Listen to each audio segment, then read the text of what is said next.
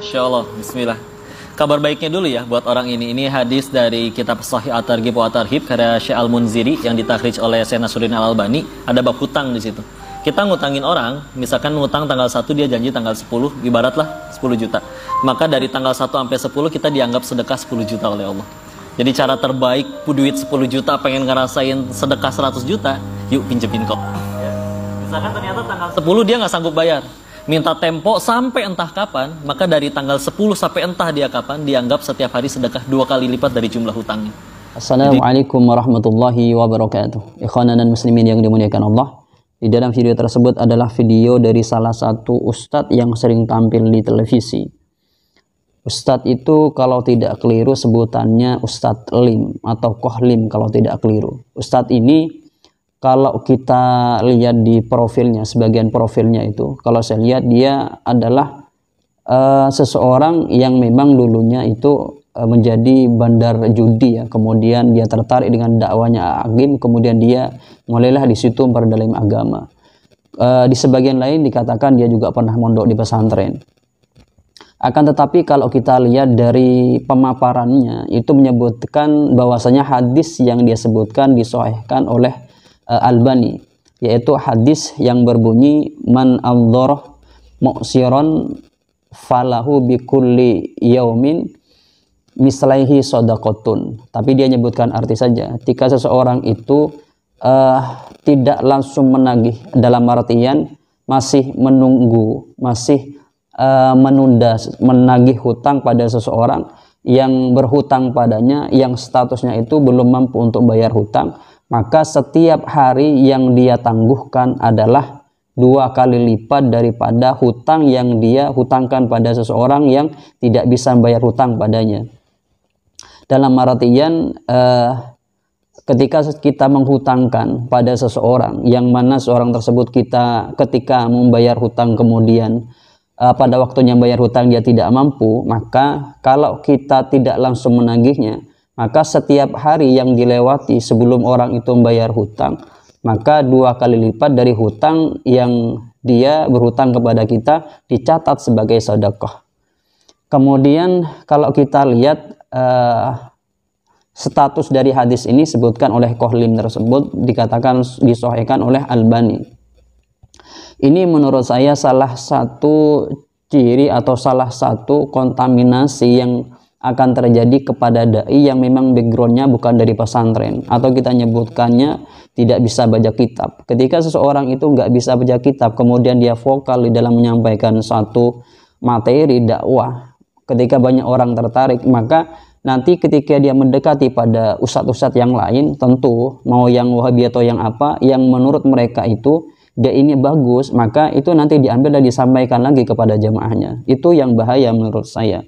Kemudian sebenarnya kalau kita lihat hadis ini kan dari Buraidah radhiyallahu anhu.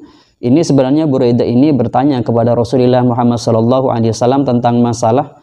Rasulullah menyebutkan kalau seseorang menangguhkan hutangnya atau tidak langsung menagih hutangnya kepada seseorang yang musir, maka kata Rasulullah SAW itu dia seperti bersedekah di setiap harinya itu adalah 1 kali lipat daripada sedekah yang dia hutang yang dia berikan kepada orang tersebut. Kemudian Buraidah bertanya kepada Rasulullah, apa bukan 2 kali lipat ya Rasulullah? Kemudian Rasulullah menyebutkan lahu bikulli yaumin shadaqatun qabla ayyahillad dainu fa idza hallad dainu fa anzarahu falahu bikulli yaumin mislaihi shadaqatun. Jadi kalau sebelum seseorang yang menghutangkan uang misalnya 1 bulan, maka di dalam 1 bulan ini seperti seorang itu bersedekah seperti halnya yang dia hutangkan pada orang tersebut.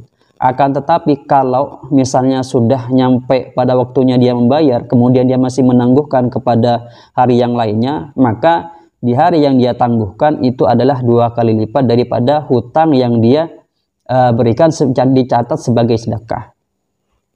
Ini dari hadis yang dari Imam Ahmad. Kalau saya lihat hadis ini hanya tercatat di dalam hadis Musnad Ahmad, tidak di yang lainnya. Kalau saya lihat yang redaksi pakai mislaihi shadaqatun.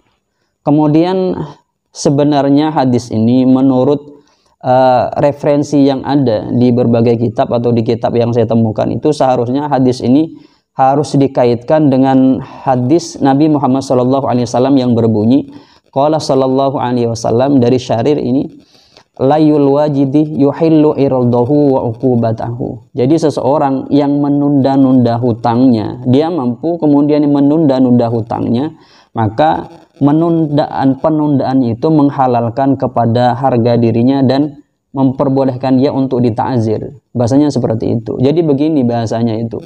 Seseorang itu yang ketika dia mampu menunda-nunda untuk membayar hutangnya, maka itu sangat bahaya. Dalam artian orang ini tidak termasuk kepada mu'sir. Orang dia sudah mampu. Kecuali memang mu'sirnya tadi masih digunakan untuk yang lainnya, misal untukkan ke rumah tangga atau yang lainnya yang memang nafkah wajib, maka hal itu tetap masuk pada mu'sir meskipun dia sebenarnya mampu, karena uangnya ini digunakan untuk yang wajib juga. Kalau digabungkan seperti itu, maka seseorang itu nanti yang si penghutang itu tidak terlena dengan memakai hadis itu. Karena begini, hadis yang dipakai tidak pada mestinya, maka menyebabkan sesuatu yang tidak sesuai harapan di dalam penerapan hadis itu. Contoh, ketika hadis ini dipegang seseorang yang berhutang, maka akan selalu didoktrin kepada orang yang menghutangi, Pak, tunggu dulu, jangan dipinta dulu hutangnya, karena kalau antum tidak meminta hutangnya pada saya, maka itu jadinya seperti halnya bersedekah 2 kali lipat daripada hutang yang saya hutang dari jenengan atau dari antum begitu. Maka yang seperti itu menyebabkan kelalaian daripada orang yang berhutang atau madinnya. Maka kalau begitu bagaimana? Maka penerapan atau hadis ini sebenarnya tidak sesuai dengan apa yang memang dimaksud oleh hadis ini. Hadis ini digunakan kepada seseorang atau diperuntukkan orang yang menghutangi, bukan orang yang berhutang. Kalau orang yang berhutang bagaimana? Maka pakai layul wajidi yuhillu irdahu wa uqubatahu, pakai yang itu. Seseorang yang menunda-nunda hutangnya, maka dia boleh untuk dita'zir, gampangnya seperti itu. Jadi kalau begitu nanti berkesinambungan. Jadi pada intinya, kalau seseorang itu kemudian diberikan kevokalan oleh Allah Subhanahu wa taala di dalam dia menyampaikan satu materi, kemudian dia berdakwah dan kebetulan banyak orang yang tertarik dengan apa yang dia sampaikan, dan dia backgroundnya bukan pesantren atau bukan santri atau istilahnya nggak bisa baca kitab, maka ustadz atau dai yang semacam ini mudah diombang-ambingkan oleh seseorang yang memang levelnya di atasnya.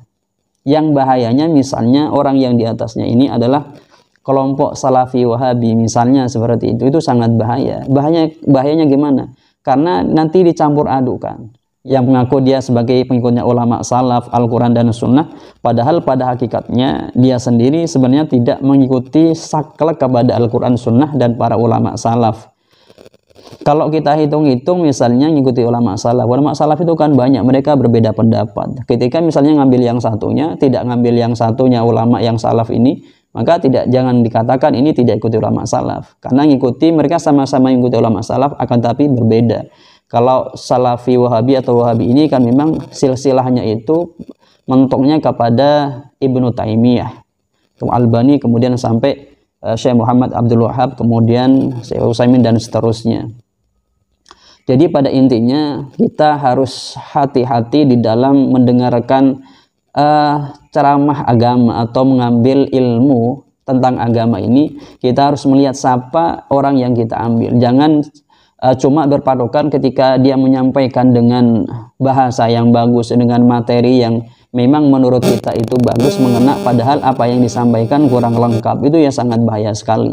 Dan menurut saya ketika seseorang itu orang kaya misalnya, dia juga mempunyai bakat di dalam dia menyampaikan suatu materi dakwah, maka sebaiknya menurut saya meskipun dia bisa, maka langkah baiknya kalau dia pengen terjun di dalam agama ini atau ingin membela agama Allah ini, maka cukup dia sediakan dana, kemudian bangunkan pesantren, diberikan kepada ustadz-ustadz yang memang mumpuni untuk mengurus pesantren tersebut. Itu lebih baik dan lebih aslam menurut saya, daripada dia mengelola sendiri, kemudian dia terjun sendiri, dia harus belajar lagi, dia tidak fokus kepada bisnisnya nanti. Jadi dia harus bisa membagi waktunya, waktu berdakwah, waktu untuk berbisnis. Jadi kurang efektif menurut saya, dan dia sebenarnya kalau begitu ya kurang kompeten di dalam bidang yang dia sampaikan untuk masalah dakwahnya misalnya. Oleh karena itu menurut saya orang-orang seperti Kohlim ini ya, kalau dia punya uang banyak maka dia berdakwah di pesantren itu ya, bangun pesantren, diberikan kepada salah satu ustadz, kemudian ikut berdakwah di sana. Jangan berdakwah sendirian, menurut saya itu sangat bahaya sekali, karena gampang disusupi oleh pemahaman yang tidak sesuai dengan seperti apa yang dipahami oleh ahli sunnah wal jamaah.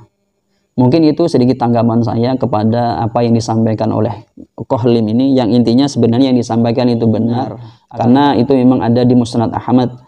Akan tetapi menurut saya lebih bijaknya juga menyertakan hadis yang la yul wajid ila akhirih itu, agar lebih hati-hati, takut nanti hadis tersebut yang misalaihi shadaqatun itu dipakai oleh orang yang berhutang, tidak dipakai orang yang menghutangi. Kan kalau begitu kan nanti salah penggunaan hadis. Mungkin dari kami itu yang dapat kami sampaikan. Assalamualaikum warahmatullahi wabarakatuh.